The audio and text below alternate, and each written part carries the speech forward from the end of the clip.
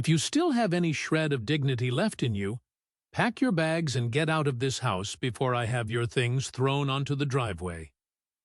The words cut through the heavy air of the grand living room at the Sterling estate in the quiet hills of Westchester County, New York. For Clara Sterling, the crushing silence that followed was far more devastating than the harsh, booming shout of Arthur Sterling. Spread out across the dark walnut table were copies of wire transfers, surveillance photographs, an apartment lease agreement, and a one-way flight confirmation. In the eyes of everyone standing in that room, those papers proved beyond a doubt that Clara had been secretly planning to abandon the family for months. Eleanor Sterling, Arthur's wife of more than 50 years, held one of the bank statements with trembling fingers.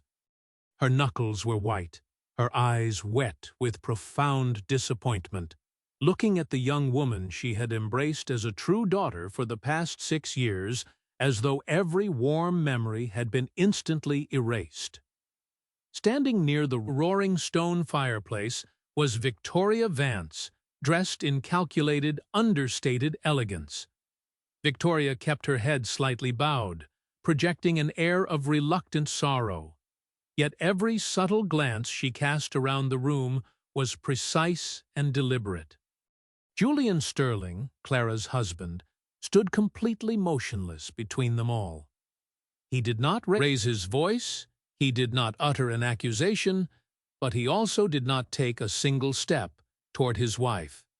To Clara, that dreadful stillness was the clearest sign that the home she had poured her heart into had just ceased to exist. "I have not stolen a single dime. I am not preparing to run away, and I have never once used this family," Clara said, her voice remaining steady and quiet, even though her fingernails dug deep into her palms to stop herself from shaking. Arthur stepped forward, throwing open a thick leather folder to reveal a wire transfer for $120,000, followed by a clear photograph of Clara walking out of a private legal firm in downtown Manhattan, and finally, the residential lease signed under her own name. Everything seemed to fit together with ruthless perfection. Clara recognized every single piece of paper on that polished table, but she knew the sinister story constructed around them was completely false. She could not yet explain why that money had been moved or why she had been meeting secretly with the attorney Harrison Brooks without completely ruining the surprise she had spent months orchestrating for Arthur and Eleanor's upcoming golden anniversary. That brief hesitation of only a few seconds was all Arthur needed to interpret her silence as an outright confession of guilt. It was Eleanor's reaction, however, that broke Clara's heart into pieces. The elderly matriarch did not scream or demand answers. She simply looked at Clara with a serene, devastating grief, and asked softly why she had allowed them to love her so deeply, if she was only waiting for the right moment to take what she wanted and leave. Victoria immediately stepped in, speaking in a low, gentle voice that sounded almost protective, suggesting that perhaps there was a reasonable explanation, and that they shouldn't rush to judge Clara too harshly. But then, as if carrying the heavy burden of reluctant honesty, Victoria added that she had personally seen Clara entering that law office on multiple occasions and was already aware of the leased apartment in the city. Victoria never directly labeled Clara a thief or a liar. She merely aligned every circumstantial piece so flawlessly that the family could reach no other conclusion on their own. Clara turned her eyes toward Victoria and felt a chilling wave of clarity. Victoria showed no surprise at the documents, no shock at the numbers, and no confusion about the addresses. She seemed to know the contents of that folder before Arthur had even unclasped its brass lock. Clara then shifted her gaze toward Julian, the man who had promised to stand by her through every storm of life.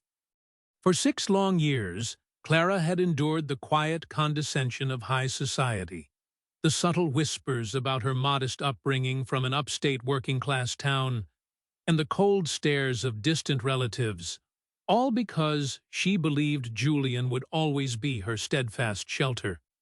She did not plead with Arthur to be reasonable, nor did she beg Eleanor to remember all the kindness they had shared over the years. She looked solely at her husband and asked him directly if he truly believed she had stolen money from his family to orchestrate an escape. Julian parted his lips to speak, but the pause dragged out for too long. He looked down at the documents, glanced at his grandfather's stern expression, looked back at Clara, and finally offered a cautious, measured sentence. He said that if she would just explain everything right now, whatever misunderstanding existed could be smoothed over. His tone was gentle, even reasonable on the surface, but Clara felt it land like a physical blow against her chest. Julian was not standing up to declare his trust in her. He was standing back and demanding that she prove her innocence against a pile of unverified paper. In that single, quiet moment of hesitation, something fundamental and irreplaceable shifted inside Clara's heart. Taking a slow, deep breath, Clara reached into her pocket, unhooked the brass key to the front gate from her key ring, and set it gently on the walnut table. Arthur coldly stated that she needed to gather her personal belongings and leave before nightfall, before the situation escalated into an intolerable public embarrassment for the sterling name. Julian took a single step toward her, but when Arthur firmly spoke his grandson's name, Julian stopped dead in his tracks. Clara watched that hesitation with clear eyes. She did not need to see anything more. She turned around and walked up the wide oak staircase alone, entering the master bedroom where 6 years of shared laughter, quiet morning conversations, and intimate dreams suddenly felt like a distant museum exhibit. She pulled a medium leather suitcase from the top of the closet and began packing a few essentials, carefully avoiding looking too closely at the framed photographs on the dresser or the small keepsakes scattered across the room. There was a framed picture from their trip to the coast of Maine, a vintage book Julian had tracked down for her birthday, and a soft knit shawl Eleanor had given her on a cold winter evening. Yet none of those tangible memories felt as heavy as the hollow realization that not a single person had followed her up the stairs to hear her side of the story. Before zipping the suitcase shut, Clara paused in front of her jewelry box. She took off her wedding band, held the cool gold against her fingers, and considered leaving it behind on the dresser. Instead, after a moment of quiet reflection, she slipped the ring into the secure inner pocket of her wool coat. She did not know if her marriage was truly dead, but she knew with certainty that she had just discovered how terrifyingly fragile it really was. When Clara walked back down the grand staircase carrying her single suitcase, the silence in the foyer was absolute. Arthur remained standing like an unyielding statue beside the table. Eleanor was wiping away silent tears with a linen handkerchief. Julian looked as though he was searching for words that would not come, and Victoria stood with her gaze demurely lowered toward the hardwood floor. Clara did not ask for their forgiveness, nor did she attempt to mount another defense. She looked at them calmly and said that one day they would fully understand what those papers actually meant. But by the time that day arrived, it might no longer be their choice whether she ever returned. She picked up her bag and walked out into the cool evening air. Julian moved toward the front door, his hand reaching for the brass handle, but he froze once more on the threshold. Clara heard the sound of his ragged breath behind the heavy wood just before the door clicked shut, and she kept walking down the gravel driveway without looking back. 3 weeks before that painful evening of exile, life inside the Sterling estate had followed its warm, predictable rhythm. Clara still shared morning tea with Eleanor every Sunday in the sunroom, helped Arthur catalog his extensive historical archives in the library, and engaged in those small, ordinary marital discussions with Julian that usually brought comfort and stability. The entire complication had begun quite innocently with a formal legal letter forwarded from a small town in the Berkshire Mountains of Massachusetts. It was an official notification regarding an old stone homestead surrounded by acres of wild apple orchards, a cherished property that had belonged to the Sterling family for generations. It was the very place where Arthur and Eleanor had spent their first years of marriage, and where Julian's late father had grown up playing in the streams. Due to an unresolved boundary dispute, decades of improper property tax filings, and incomplete deed transfers after an old family trust dissolved, there was an immediate and real danger that the beloved homestead would be sold off at a public auction to commercial developers. Clara had discovered the notice by complete accident while sorting through historical records for Eleanor. But knowing how fragile the elderly couple's health had become, she chose not to sound an alarm. Instead, she contacted the family's longtime and trusted personal attorney, Harrison Brooks, asking him to quietly assess the severity of the legal situation. Harrison confirmed that the threat was indeed grave, though entirely solvable if they could locate certain original purchase deeds signed over 30 years ago and satisfy several outstanding municipal liens. Clara immediately decided to turn this looming crisis into the ultimate gift. Arthur and Eleanor's 50th wedding anniversary was only a few weeks away, and she knew how deeply both of them longed for the Berkshire homestead. Eleanor often spoke with misty eyes about the small perennial garden behind the kitchen, and Arthur kept a faded black and white photograph of the stone porch on his private office desk. Clara resolved to clear the title, settle all debts, and restore the property legally to the family entirely in secret, so she could place the original deed into their hands on their anniversary morning. To finance the legal fees, back taxes, and land surveys without alerting Arthur's accountants, she used a portion of the personal inheritance left to her by her late mother years before she had ever met Julian. She did not ask for a single dollar from Julian or the Sterling estate, nor did she ever intend to claim reimbursement, because she wanted this act of devotion to be a pure gift born of love rather than a financial transaction. That very selflessness, conceived from a place of pure familial affection, would soon be twisted into the weapon used to destroy her standing. Victoria Vance had stumbled upon the trail of Clara's secret endeavors almost by sheer coincidence. Victoria's father had once been a major business partner of Arthur Sterling, and years before Julian met Clara, Victoria and Julian had shared a brief, youthful courtship that Victoria had never truly accepted as finished history. Victoria was far too intelligent to ever present herself as an open rival or an enemy. She had spent years weaving herself into the fabric of the family, sending handwritten notes, bringing thoughtful gifts to Eleanor, and attending holiday dinners with the effortless charm of someone who believed she belonged by right. When Victoria saw Clara discreetly leaving Harrison Brooks's Manhattan office building one rainy afternoon, she did not ask direct questions.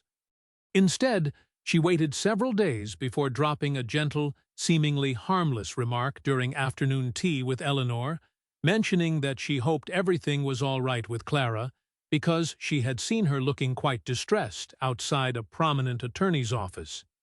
Eleanor immediately grew concerned. Victoria quickly apologized for speaking out of turn, and the first seed of doubt was planted not with an accusation, but with a display of counterfeit empathy. Next came the matter of the rented apartment in Queens. Clara had secured a short-term, fully furnished lease for an elderly woman named Martha Jenkins, a 70-year-old former housekeeper who had served the Sterling family decades ago and who possessed several boxes of old records and personal journals from the Berkshire house. Martha lived far away in rural Pennsylvania and suffered from arthritis. She needed to spend several weeks in New York to undergo medical checkups while assisting Harrison Brooks in reviewing the historical documentation. Clara chose to pay for a comfortable ground-floor apartment for Martha, rather than isolate an elderly woman in a sterile hotel room. However, during a casual visit to the estate, Victoria happened to catch sight of the lease agreement resting in Clara's personal folder on the study desk, quietly memorizing the address. A few days later, Victoria casually remarked to Arthur that she hoped Clara wasn't feeling overwhelmed by the family expectations, adding that she had heard rumors Clara might be looking for a separate place in the city to clear her head. Arthur said nothing at that moment, but for the first time in 6 years, he began tracking Clara's schedule, her private phone calls, and her late afternoon absences with an uncharacteristic suspicion. Julian had also noticed Clara's sudden secrecy, though he initially interpreted it with innocent curiosity.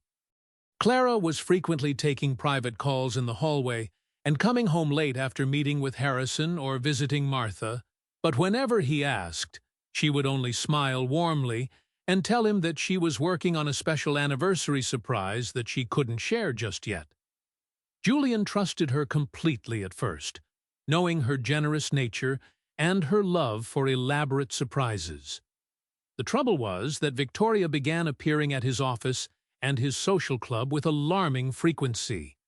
One afternoon, over coffee after a charity board meeting, Victoria offered a sorrowful sigh, remarking that she truly hoped Clara was not growing distant from the marriage.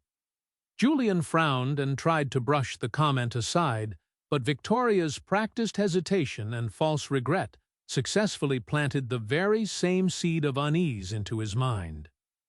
During the days that followed, Victoria's manipulation grew far more intricate. She managed to obtain a partial carbon copy of Clara's bank wire transfer sent to Harrison Brooks's escrow account to cover the Berkshire property debts. The original document clearly stated the legal purpose of the funds, but the version Victoria manipulated and discreetly left where Arthur would find it showed only the substantial dollar amount, the date, and a redacted recipient name that looked like an offshore entity. Soon after, an anonymous photograph arrived showing Clara entering the apartment building in Queens, taken from across the street. Finally, an old confirmation for a cancelled overseas business flight from the previous year was altered to appear as an upcoming one-way departure scheduled just days after the anniversary. Not a single piece of evidence was entirely fabricated from nothing. That was the terrifying strength of Victoria's deception. Every piece held just enough undeniable truth to survive a superficial glance, and just enough calculated poison to tell a devastating lie. Clara began to feel the sudden drop in temperature inside the house long before she understood its source. Eleanor stopped asking about the anniversary preparations, avoided lingering in the sunroom with her, and one evening quietly removed a set of master keys that had rested in a hallway dish for years. Arthur, meanwhile, started making pointed, uncomfortable remarks at dinner about marital honesty and the importance of financial transparency. Thinking they might have caught wind of the Berkshire surprise and were simply trying to figure it out, Clara worked even harder to finalize everything quickly. Harrison told her that in order to secure the deed once and for all, they needed to find one specific title transfer document signed more than 30 years ago, which Martha believed was packed away in one of her old trunks. Clara spent 2 entire afternoons in the Queen's apartment, sifting through dusty boxes alongside Martha, sorting through yellowed letters, utility receipts, and old photographs until her fingers finally touched the fragile original deed. Holding that weathered paper, Clara felt a surge of pure joy, knowing she was only days away from returning a piece of cherished family history to Arthur and Eleanor. On the very night Clara found that vital document, Julian was waiting up for her in their bedroom, looking visibly anxious.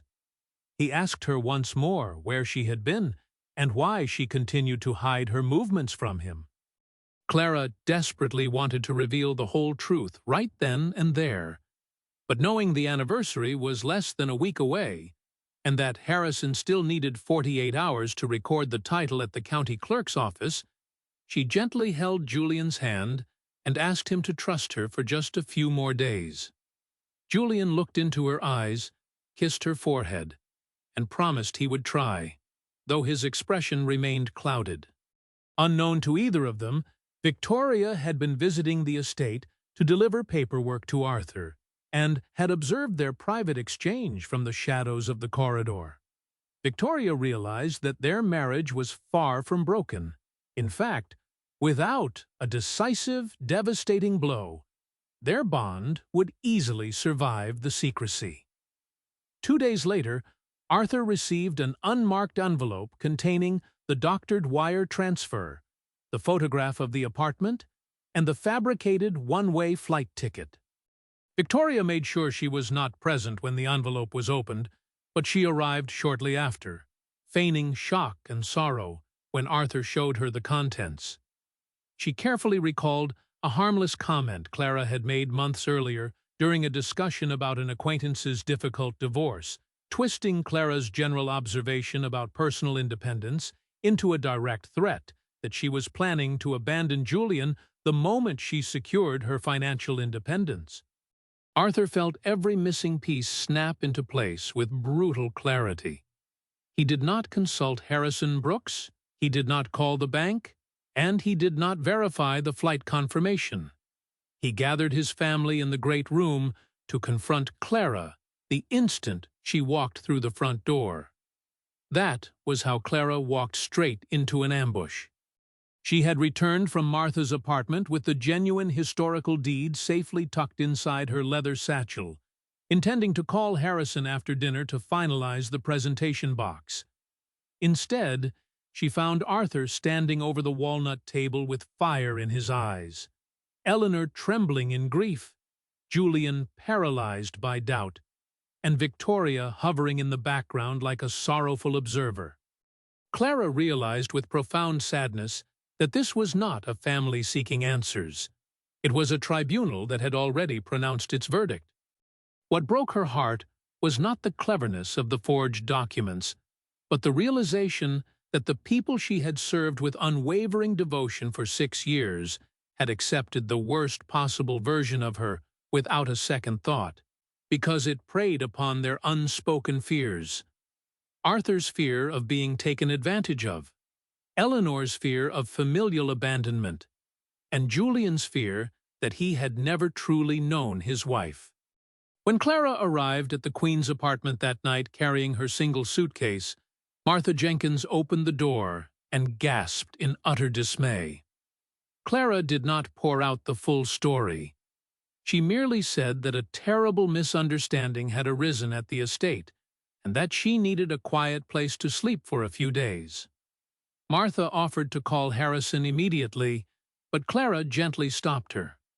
Clara was too deeply wounded to rush back to the estate with papers in hand, desperate to prove her integrity to people who had discarded her 6 years of loyalty in a matter of minutes. She sat on the modest sofa, took her wedding band from her coat pocket, and set it on the wooden end table. For the first time since their wedding day in a small country chapel, Clara went to sleep without her ring on her finger. Back in Westchester, Julian sat awake in the vast, empty bedroom throughout the long night. He had fully expected Clara to call, to text, or to furiously demand a meeting to clear her name.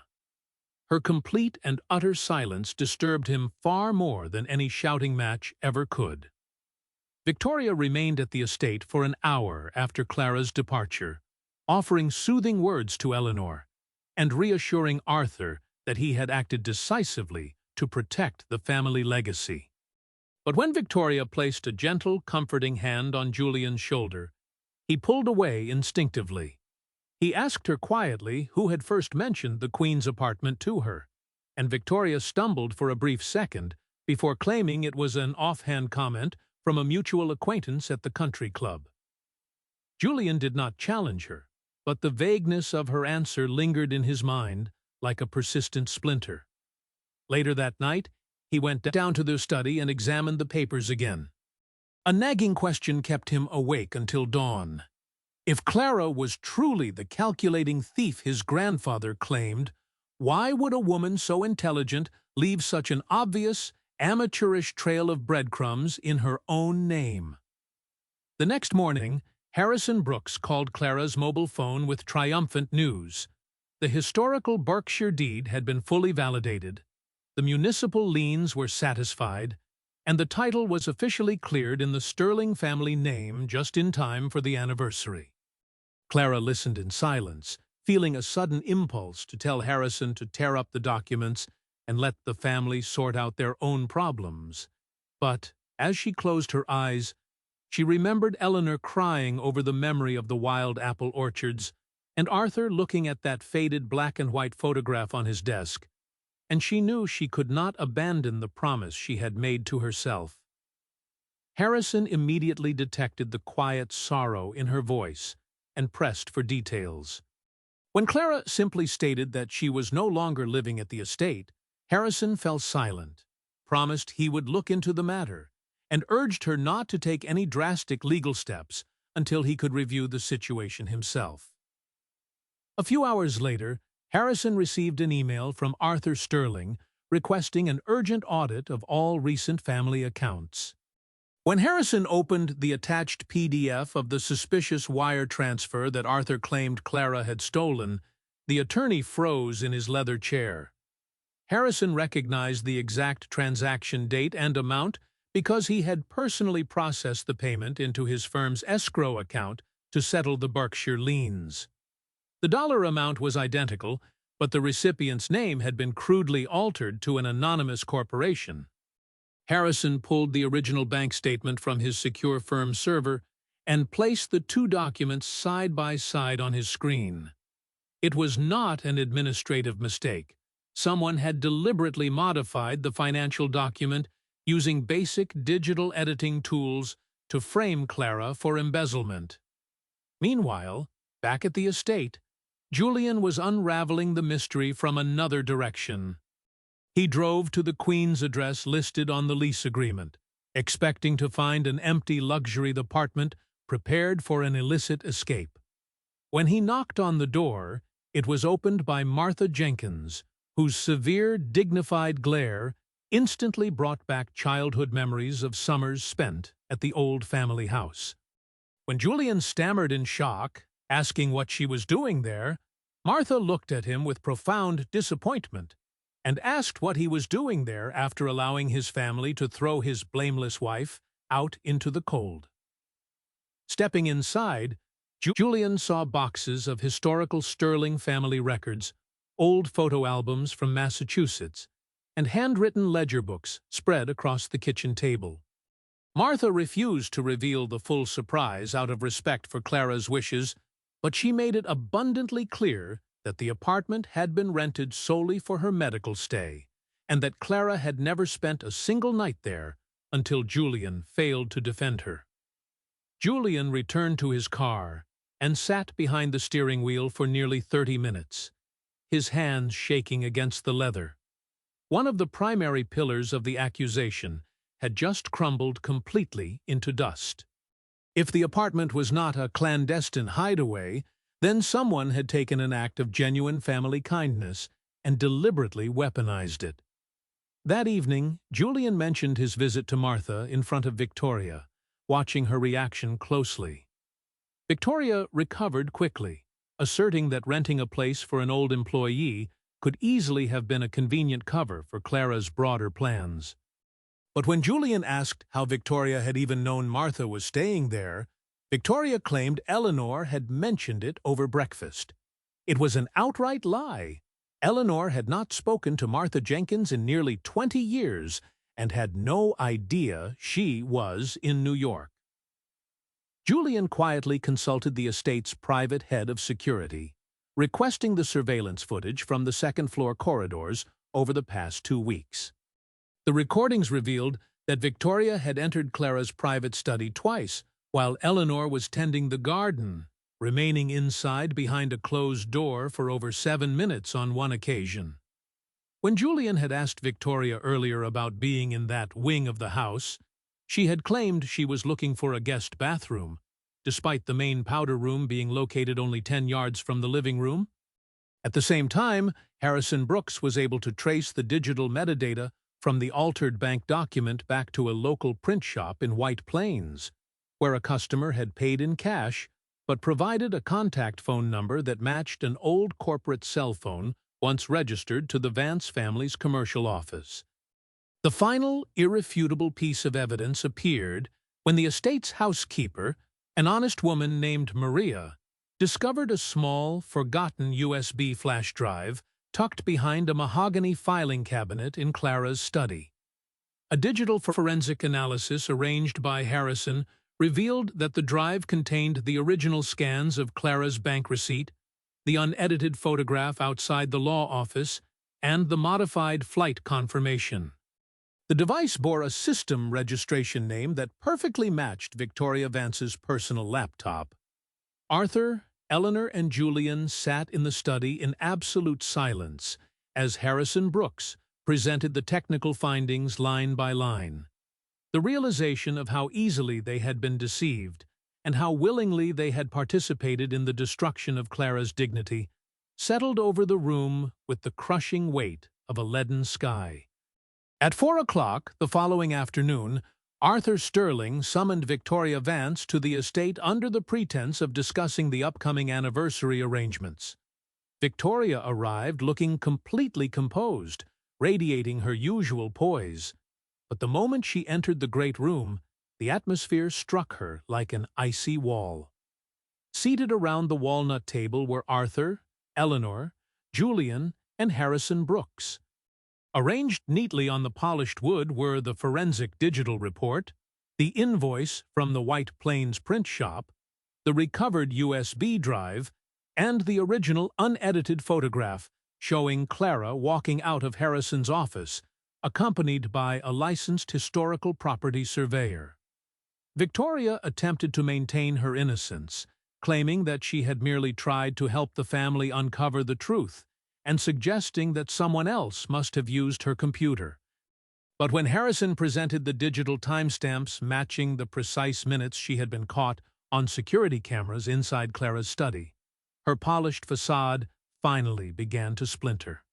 Arthur picked up Clara's handwritten letter regarding the Berkshire property and set it directly beside the forged wire transfer. He looked at Victoria with a cold, heavy gaze and stated that while Victoria had been whispering poison about an escape, Clara had been quietly spending her own mother's inheritance to restore their ancestral home as an anniversary gift. Cornered and stripped of every defense, Victoria's sweet exterior vanished entirely, replaced by a bitter, long-simmering resentment. She raised her voice, declaring that Clara had never belonged in their prestigious world and that she had merely accelerated the inevitable collapse of a marriage that never should have happened. Victoria looked directly at Julian and bitterly reminded him that she had loved him long before Clara ever entered his life. But when Julian asked if she truly believed this ruthless scheme would ever bring them together, Victoria offered a cold, joyless laugh and delivered a truth that pierced everyone in the room. She told them that she might have placed the altered papers on the table, but it was their own lack of faith, their own arrogance, and Julian's own cowardly silence that had thrown Clara out of the house. After Harrison informed Victoria that criminal charges for corporate forgery, trespass, and unlawful access to private financial records would be filed immediately if she did not sign a formal confession and cease all contact, Arthur ordered her off the property forever. When the heavy front doors slammed shut behind Victoria, there was no sense of triumph in the great room. The house felt hollow, shadowed by a profound and suffocating shame. Eleanor sat clutching Clara's letter, sobbing quietly into her hands, while Julian stood up, declaring that he was going to Queens to bring his wife home. Arthur, however, placed a heavy hand on his grandson's arm and shook his head with solemn authority. He stated that it was he and Eleanor who had ordered Clara out, and they were the ones who had to look her in the eye and bear the humiliation of asking for her forgiveness before Julian could even begin to address the wreckage of his marriage. An hour later, Arthur and Eleanor arrived at the modest apartment building in Queens. When Martha Jenkins opened the door, her stern expression softened only slightly at the sight of the elderly couple standing there, looking broken and visibly aged. Clara emerged from the living room wearing a simple cream sweater, her hair pulled back in a neat bun, carrying an air of quiet, unshakable dignity that made the grand estate in Westchester seem small and insignificant by comparison. Eleanor broke down completely, reaching out with trembling hands to confess everything they had discovered about Victoria's deception, Harrison's investigation, and the Berkshire restoration. Arthur stood before Clara with his head bowed, holding out the restored antique brass key to the Berkshire homestead, admitting with raw honesty that their fear and pride had blinded them to the most generous heart that had ever entered their family. Clara listened to their tearful apologies with a calm and measured stillness. She felt no desire for revenge, nor did she take pleasure in seeing the proud Arthur Sterling humbled before her. When Eleanor begged her to return home to Westchester, Clara gently placed her hands over Eleanor's and offered a quiet, heartbreaking distinction. She explained that while she forgave them for their blindness, forgiving someone and moving back into their home were two entirely different things. Clara stated that she would ensure the Berkshire property was fully transferred into their names as she had always intended, but she could not return to a house where her belonging was treated as a privilege that could be revoked whenever suspicion arose. Arthur accepted her decision without an argument, gently setting the brass key on the end table and promising that they would wait as long as necessary, even if she decided she could never return. 2 days after his grandparents' visit, Julian met Clara at a quiet coffee shop in Manhattan, far away from family estates, lawyers, and social expectations. He brought no expensive flowers, no jewelry, and no grand speeches. He simply took the front gate key Clara had left behind on the walnut table and placed it between them on the small wooden table. Looking into the eyes of the woman he loved, Julian offered no excuses, refusing to hide behind his grandfather's temper, Victoria's cunning lies, or the convincing nature of the forged documents. He admitted openly that he had failed her in the one moment that mattered most, allowing his fear of an uncomfortable truth to outweigh 6 years of unwavering devotion. Clara looked at the brass key and spoke with a quiet, penetrating clarity that cut straight to the core of their estrangement. She told him that being cast out of the house had hurt, but the true wound was turning to look at her husband in the middle of a storm and realizing that she was completely alone while he stood only 2 feet away. She explained that a true marriage could never survive if one partner was constantly required to provide forensic evidence and legal testimonies just to earn the benefit of the doubt. She did not want a husband who defended her only after an attorney proved her innocent. She needed a partner who would stand beside her in the dark while they searched for the light together. Julian bowed his head in painful agreement, acknowledging that he had acted like a frightened heir protecting his family's comfort rather than a devoted husband guarding his wife's honor. Julian did not beg her to take back the gate key, nor did he press her to put her wedding ring back on. He softly pushed the key toward her and remarked that he had finally realized that key was part of the problem. If they ever built a life together again, it could never be inside a house where anyone held the power to dismiss her. It would have to be in a home of their own making, or it could not be at all. Clara left the key resting on the wooden table, telling him honestly that she needed time and space to rediscover who she was outside the shadow of the Sterling name. Julian accepted her boundary without protest, watching her walk out into the bustling city street, understanding for the first time that genuine love meant respecting her freedom rather than attempting to control her choices. Over the next 4 months, Clara established her own independent life, renting a bright apartment near Central Park and resuming her professional career in interior architecture that she had put on hold during her marriage.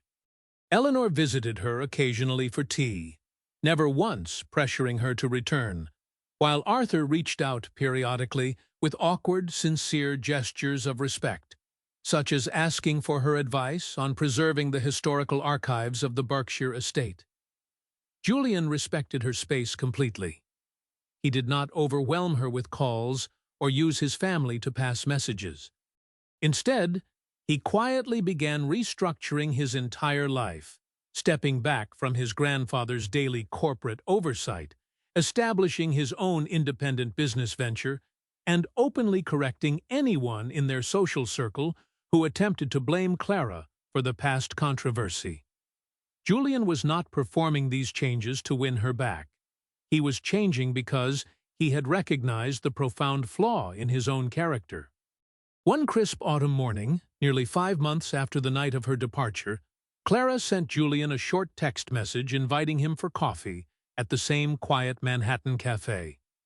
When they sat down together, the conversation flowed naturally, filled with the warmth of shared history, but grounded in a new, mature reality. Julian admitted that he had spent years confusing the avoidance of conflict with the keeping of peace, learning the hard way that silence in the face of injustice is the greatest betrayal of all. When Julian gently asked if she still loved him, Clara looked at him with steady, clear eyes and replied that love had never been the issue. The question was whether they could construct a partnership based on equal courage and unconditional trust. That morning, though she did not immediately move back in with him, Clara reached into her purse, took out the gold wedding band she had carried for months, and allowed Julian to place it back on her finger as a symbol of a completely new beginning. A year after the painful confrontation that had shattered their family, the entire Sterling family gathered at the Berkshire homestead to celebrate Arthur and Eleanor's 51st wedding anniversary. The old stone house had been beautifully restored under Clara's artistic direction, its wide porch overlooking the vibrant apple orchards and the winding mountain streams. Clara and Julian arrived together from their own home in a nearby Connecticut town, a peaceful residence they had purchased entirely with their own earnings, independent of the Westchester estate. Victoria Vance was entirely absent from their lives, having settled the legal claims out of court and relocated permanently to the West Coast, her influence reduced to an uncomfortable memory that had ultimately served to burn away the family's complacency. As the afternoon sun cast a warm, golden glow across the rolling hills, Arthur Sterling stood at the head of the long outdoor dinner table, raising his glass in a toast. He did not speak of financial success, social status, or the preservation of the family name. He looked directly at Clara with profound gratitude, and declared that the past year had taught him that suspicion often disguises itself as wisdom when people are afraid, but it quickly becomes cruelty when it is used to condemn the innocent without a hearing. Eleanor held Arthur's hand and softly added that while an old house could easily be reclaimed with signatures and deeds, genuine trust could only be rebuilt when people had the humility to admit their failures and the courage to change their hearts. Julian reached beneath the linen tablecloth and gently clasped Clara's hand, his fingers intertwining with hers in a quiet, unwavering promise. Clara looked around the table at the smiling faces, the weathered stone walls, and the restored gardens, feeling an immense sense of peace settle over her soul. She had not returned to the family out of weakness or a need for validation. She had returned because she had preserved her own integrity, established her own boundaries, and chosen to extend grace from a position of personal strength. The old brass key to the Westchester mansion remained tucked away in a private keepsake box, while the key to the Berkshire homestead hung proudly above the stone hearth. To Clara and Julian, those two keys would forever symbolize the profound difference between merely occupying a house under another person's authority and truly building a home rooted in mutual respect, enduring faith, and unconditional love. Life has a quiet, unrelenting way of testing the foundations upon which we build our deepest relationships, often revealing that the greatest threats to our peace do not come from the open hostility of strangers, but from the unexamined fears, quiet pride, and unspoken insecurities that linger within our own hearts and homes. It is a profound truth of the human experience that trust is extraordinarily fragile, taking years of patient devotion, shared laughter, and quiet sacrifices to construct, yet capable of being shattered in a single moment of reckless doubt or calculated deceit. Far too often, when faced with uncertainty or the whispering voices of suspicion, we allow our defensive instincts to overpower our history of love, demanding that those who have stood faithfully beside us prove their worth rather than offering them the shelter of our unwavering faith. True loyalty is never demonstrated during the calm, sunlit seasons when belief is effortless and the path ahead is clear. It is measured exclusively in the dark, confusing valleys of life, when appearances seem deceptive, when the pressure to judge is overwhelming, and when standing beside the person we love requires us to risk our own comfort and pride. We must come to understand that genuine forgiveness does not mean erasing the past or blindly accepting the very conditions that allowed us to be wounded. Rather, it is the courageous choice to release the burden of resentment while establishing the sacred boundaries necessary to protect our dignity and ensure our growth. To truly love another human being is to recognize that an enduring relationship cannot be sustained by grand promises, social status, or shared possessions, but by the humble willingness to listen before we condemn, the strength to admit when we are wrong, and the steadfast commitment to choose faith over fear every single day. In the final estimation of our lives, the true measure of a home is not found in the grandeur of its walls or the legacy of its name, but in the unconditional safety it offers to the souls who dwell within it, providing a sanctuary where love is never treated as a prize to be earned, but as a sacred covenant that remains unbroken through every storm.